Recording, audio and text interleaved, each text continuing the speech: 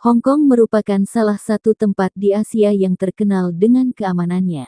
Walau demikian tak bisa dipungkiri jika Hong Kong terkenal dengan gangster atau kasus pembunuhan paling brutal dan sadis yang pernah terjadi di dunia. Kali ini saya memilih menceritakan kasus pembunuhan yang terjadi di Braemar Hill, Taitham, Hong Kong. Kasus ini berawal ketika Kenneth dan Nicola tidak kembali ke rumah mereka. Mengetahui sang anak hingga tengah malam belum sampai juga di rumah, sang ayah mencarinya hingga ke Bukit Braemar. Namun dirinya tak berhasil menemukan sang anak, akhirnya dia pun menghubungi kepolisian melaporkan anaknya hilang. Kenneth McBride dan Nicola Mears adalah pasangan remaja Inggris yang belajar bersama di Island School, sebuah sekolah internasional di Hong Kong. Kenneth dan Nicola sangat dekat, mereka populer di sekolah dan disukai.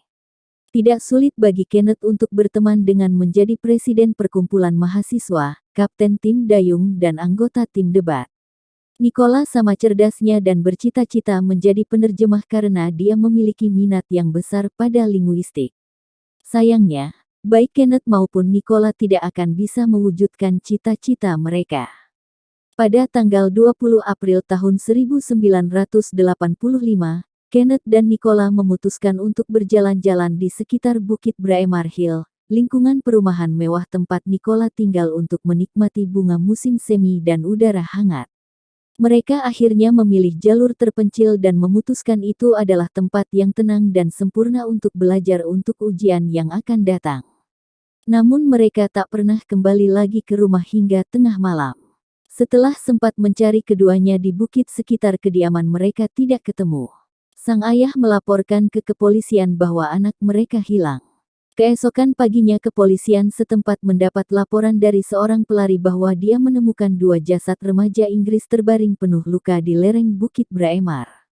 Lebih dari 800 polisi yang diantaranya adalah para polisi Inggris yang diturunkan untuk mengidentifikasi kasus ini.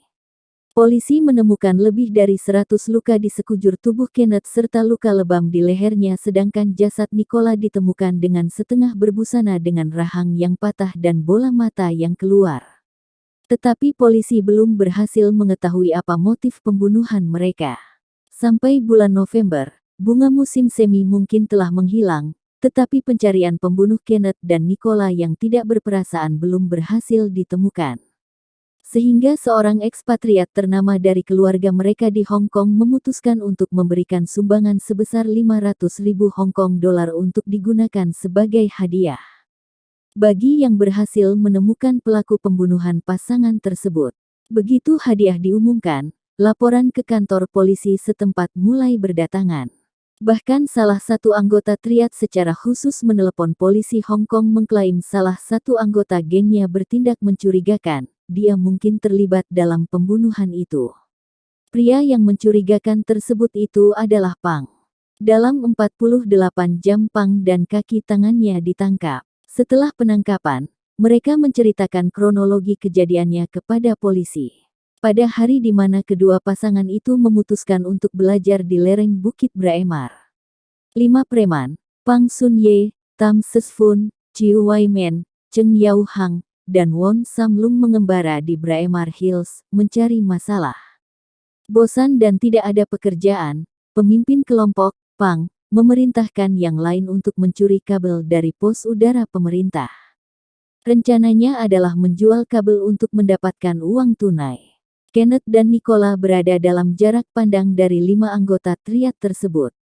Dan ketika pencurian kabel gagal beberapa kali, mereka mengarahkan pandangan mereka pada pasangan itu. Mengira pasangan itu adalah turis Eropa, para penjahat itu mengira mereka kaya dan memutuskan untuk merampok mereka. Pasangan itu hanya memiliki $1 untuk mereka, dan ini membuat gerombolan itu marah. Pang mengikat dan memperkosa Nicola sementara 4 lainnya memukul dan mencekik Kenneth. Dia kemudian memutilasi alat kelaminnya dengan tongkat dan botol kemudian mengambil sepatu milik Kenneth. Nicola menderita setidaknya 500 luka di tubuhnya. Begitu Kenneth dan Nicola tewas, Pang dan gengnya menghancurkan buku pelajaran mereka dan meninggalkan daerah itu. Hong Kong, yang terkenal dengan tingkat pembunuhan yang rendah pada saat itu, terkejut. Saat pelaku belum ditemukan, berita pembunuhan ganda itu tersebar di seluruh media baik di Hong Kong maupun di Inggris. Inggris sangat marah karena sesuatu yang mengerikan bisa terjadi pada dua orang negara mereka.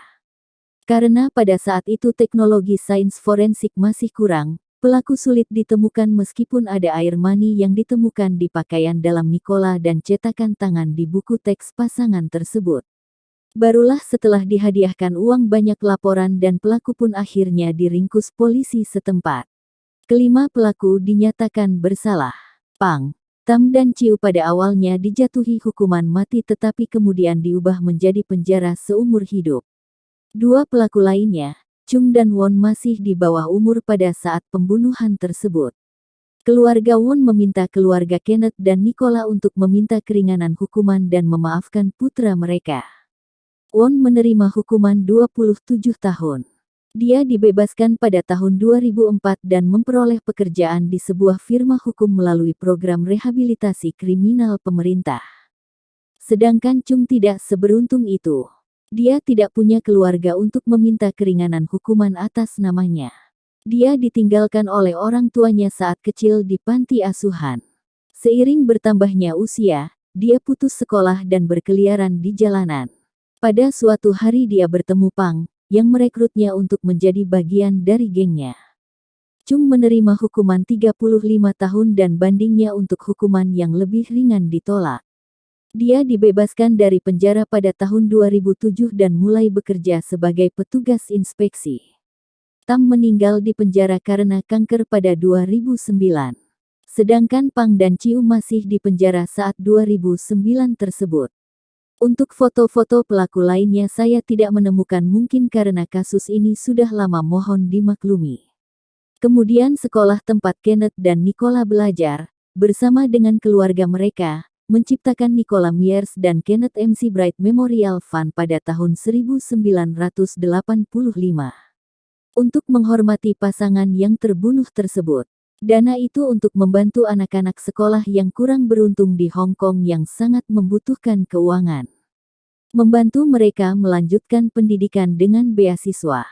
Itulah tadi kisah pembunuhan sadis di Braemar Hill, Tai Tam, Hong Kong.